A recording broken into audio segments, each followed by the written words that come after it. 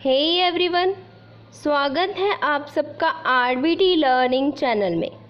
तो जैसे कि प्रीवियस लेक्चर में हम लोगों ने arrival of European companies in India दिखा था, Portuguese east India company, British east India company. तो आज इस लेक्चर में हम लोग डच ईस्ट इंडिया कंपनी से रिलेटेड कुछ बातें करेंगे, जैसे उनकी इस्टेब्लिशमेंट क्या है, उनका यहाँ पे आने का पर्पस क्या है, उन्होंने इंडिया क्यों लेफ्ट किया, ये सब के बारे में इस लेक्चर में करेंगे।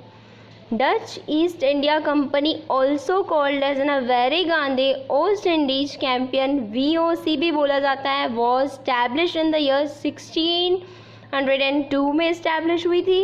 And parliament give it a right to trade with India and other eastern country for 21 years तक उनको राइट था, वो इजीली ट्रेड कर पाएंगे इंडिया से और अदर ईस्टर्न कंट्री से। एंड ऑल्सो उनको राइट मिले थे टू मेक अ वॉर कर सकते हैं एंड बिल्ड अ फोर्ट वगैरह भी बिल्ड कर सकते हैं, ये भी उनको राइट्स थे। देखो ये है उनका लोगो, VOC लिखा हुआ है, मैंने बोला था पहले स्लाइड में कि VOC ये इम्पॉर्टेंट है, तो ये इनका लोगो है इसकी वजह से। एंड अभी कुछ रिलेटेड बातें हैं इस कंपनी से, जैसे first Dutch company was establish in the year 1605 at Masulipatnam में उनकी फर्स्ट फैक्ट्री इस्टेब्लिश हुई थी। एंड इन ईयर 1610 कोटी was established at Pulicat by them. कोटी क्या होती है? एक प्लेस, यानी कि एक हवेली या फोर्ट कह सकते हैं, वो भी पुलिकट में उनकी इस्टेब्लिश हुई थी 1610 में। डच मिंटेड देयर गोल्डन पैगोडास यानी कॉइन्स इशूड एट पुलिकट।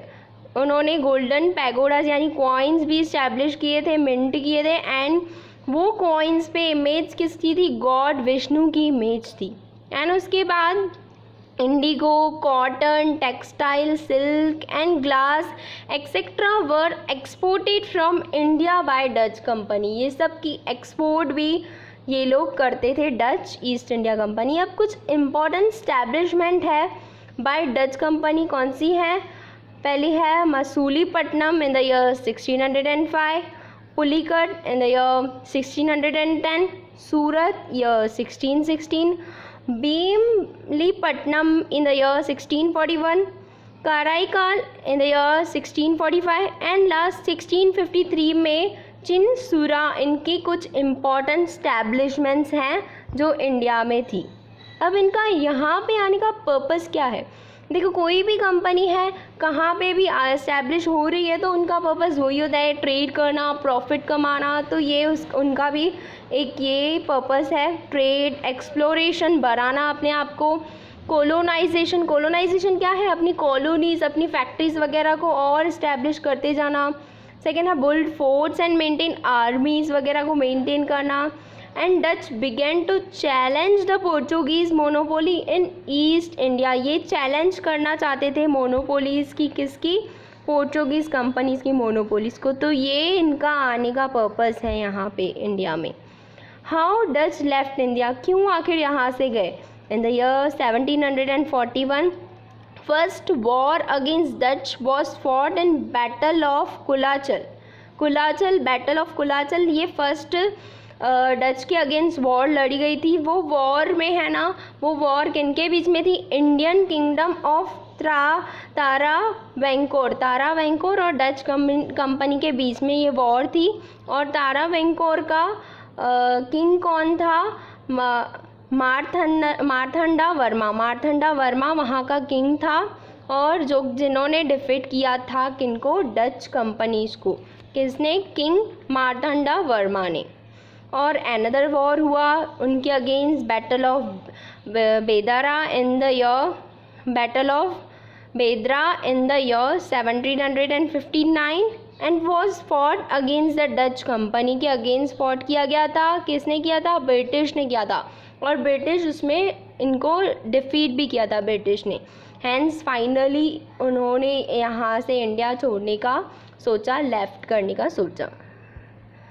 ये वॉर्स की वजह से, ये बैटल्स की वजह से। कुछ इम्पॉर्टेंट नोट्स हैं, पॉइंट्स हैं, जैसे due to acquisition of spices from Indonesia, it become a main center of Dutch operation. अभी ये है ना, क्या करते थे ना, मोस्टली अपना ट्रेड है ना इंडोनेशिया ये साइड बहुत करते थे, तो ये उनका एक मेन सेंटर बन गया था. कौन सा? इंडोनेशिया. तो ये इनका एक मेन सेंटर बन गया था. और यहाँ से जाने के बाद इन द ईयर 1824 में उन्होंने एक ट्रीटी पे साइन किया था जो एंग्लो डच ट्रीटी था नाम. और इट मेंशन दैट, क्या मेंशन कर रहा था, Dutch give their all Indians factory to British को दे रही थी, एंड इन ब्रिटेन वो क्या ले रही थी, सेटलमेंट इन इंडोनेशिया. अभी वो इंडिया में तो वो ट्रेड कर नहीं पा रही थी, तो उन्होंने क्या ले लिया, सेटलमेंट ली इंडोनेशिया के साइड, और वहाँ पे ही वो ट्रेड करने का सोच रहे थे. तो ये इस ट्रीटी में था. और उसके बाद Dutch company was a first European company to left India. Dutch company, पहली बात तो वो सबसे फर्स्ट कंपनी है जिसने इंडिया को लेफ़्ट किया है. आपको पता है पोर्चुगीज़ फर्स्ट कंपनी है जो यहाँ पे इंडिया में आई थी, और उसके बाद लेफ़्ट सबसे लास्ट में ही पोर्चुगीज़ कंपनी ने किया था. और फर्स्ट लेफ़्ट करने वाली कंपनी, इंडिया को लेफ़्ट करने वाली कंपनी है ये डच ईस्ट इंडिया कंपनी है. बस यही था इस लेक्चर में, और दूसरी वीडियो के साथ दूसरे कंपनीज से रिलेटेड कुछ बातें बताऊंगी नेक्स्ट लेक्चर में.